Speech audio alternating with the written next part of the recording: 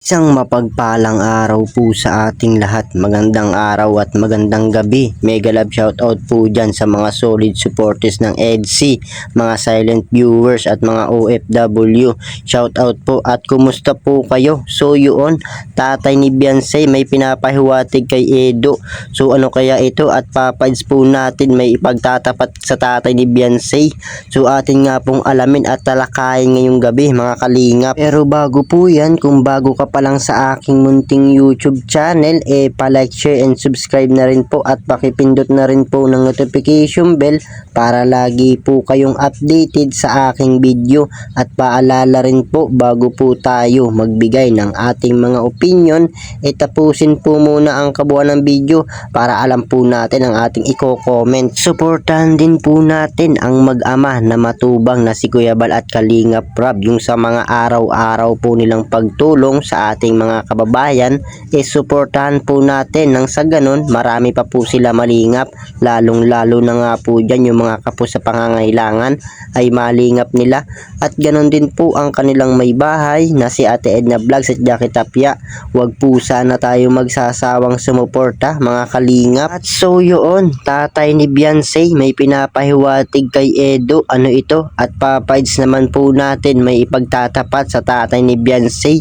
So atin nga pong alamin at talakayin. Pero bago po yan ay maibang dako po muna tayo mga kalingap. Pag-usapan po muna natin ang EDC at EDC po natin. Sikat na nga sa buong mundo. So grabe talaga, sikat na ang EDC mga kalingap. At usap-usapan sa buong mundo at tanong din ng marami. Lalo na nga po dyan yung mga viewers. So tunay nga po ba itong pinapakita ng EDC at totoo bang magjowa na nga ba itong dalawa? Tanong ng marami. So, mga kalingap, nakikita naman po natin sa vlog at napapanood din po natin itong EDC sa mga pinapakita po nila sa atin. Hindi po ba sapat yun na ebidensya para masabing magjowa na nga po itong dalawa? Para masagot na nga po ang tanong ng marami, atin nga pong panoorin kung paano pinaliwanag ni Papads ang lahat ng kanyang nararamdaman. So atin nga pong panoorin mga kalingap. Alam mo namang marami kang gwapo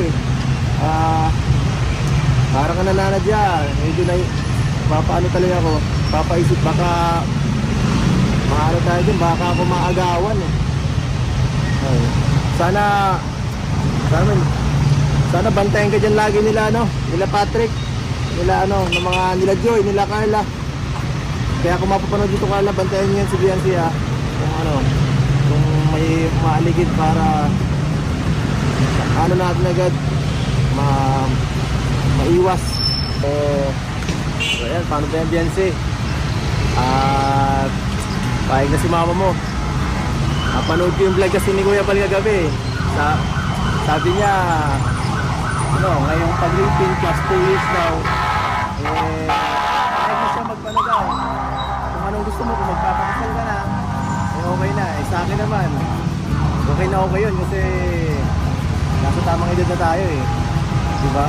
Saka huwag na natin patagal-tagal itong mga ganitong bagay kasi hindi na to dapat masyado pinag-iisapan. Gaya ko, stable naman tayo at saka yung pag-aaral mo, kahit pakasal tayo, ako nang bahala dyan, hindi mo na kailangan isipin yan. Saka may mga binili na akong lote dyan sa malapit kala Kalingap Rob. Meron ako dyan binili lote at yung piniprepare ko na para from the next 2 years pag nakapag-decide ka na umuo ka, ready na lahat, wala nang problema. At so yun, rinig na rinig nyo naman mga kalingap ang pagkakasabi at Beyonce po natin. Binilhan ng bahay ni Edo para sa kanilang dalawa at talagang naghahanda na nga po itong si Papads natin para mag-asawa. At so yun, balik na nga po tayo dito sa ating topic ngayong gabi. Tatay ni Beyonce may pinapahiwatig kay Edo.